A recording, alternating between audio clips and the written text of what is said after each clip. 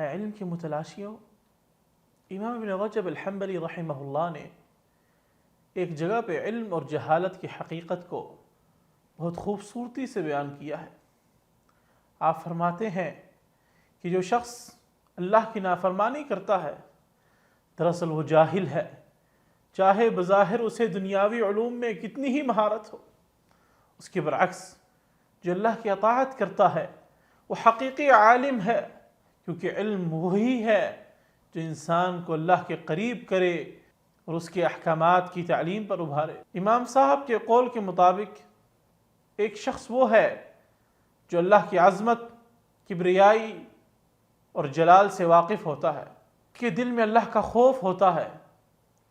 جب انسان اللہ کی عظمت اور طاقت کا صحیح ادراک کر لیتا ہے تو اس کے لیے گناہ کرنا مشکل ہو جاتا ہے، کیونکہ اس کے دل میں اللہ کی ہیبت اور عظمت بہت بڑھ جاتی ہے۔ وہ یہ سوچتا ہے کہ اللہ جو سب کچھ دیکھتا اور جانتا ہے، اس کی نافرمانی کرنا کتنی بڑی بیوقوفی ہے۔ ایسے شخص کے دل میں اللہ کا ڈر ہوتا ہے اور وہ نافرمانی سے بچتا ہے، کیونکہ اس کے دل میں یہ احساس ہوتا ہے کہ اس کا ہر عمل اللہ کے سامنے ہے۔ مالک الملک ہر چیز کو جانتا ہے۔ دوسری طرف جو شخص اللہ کی اطاعت کے بجائے گناہ کی طرف مائل ہوتا ہے وہ دراصل اپنی جہالت کا ثبوت دیتا ہے۔ اس کا خیال ہوتا ہے کہ گناہ کی لذت اسے فوری طور پر مل جائے گی اور بعد میں توبہ کر کے وہ مالک الملک کے عذاب سے بچ جائے گا۔ اگرچہ یہ ممکن ہے کہ اللہ تعالیٰ اسے توبہ کی توفیق دے، لیکن یہ سوچنا کہ ضرور مجھے توبہ کا موقع ملے گا، میں گناہ جتنے مرضی کر لوں میں توبہ کر لوں گا، یہ جہالت ہے۔ کیونکہ دنیا کی حقیقت یہ ہے کہ موت کسی وقت بھی آ سکتی ہے۔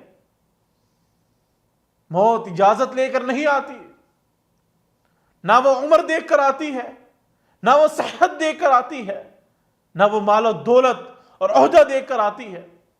موت اپنے ٹائم پر، مقررہ ٹائم پر ہر انسان کے پاس آ کر پہنچ جاتی ہے، اور پھر شاید انسان کو توبہ کا موقع ملے یا نہ ملے۔ اسی وجہ سے ابن رجب رحمہ اللہ کہتے ہیں کہ ایسا شخص اپنی جہالت کے باعث گناہ کو نفع بخش سمجھتا ہے، جبکہ حقیقت میں وہ اپنی آخرت کو برباد کر رہا ہوتا ہے۔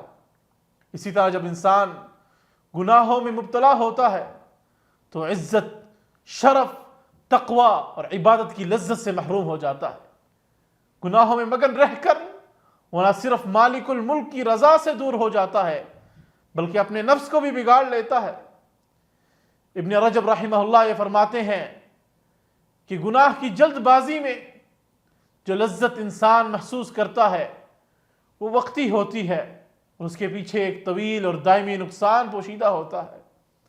مالک الملک سے دعا ہے کہ اللہ سبحانہ و تعالی ہمیں حقیقی علم حاصل کرنے کے بعد کثرت سے نیک اعمال کرنے کی توفیق عطا فرمائے۔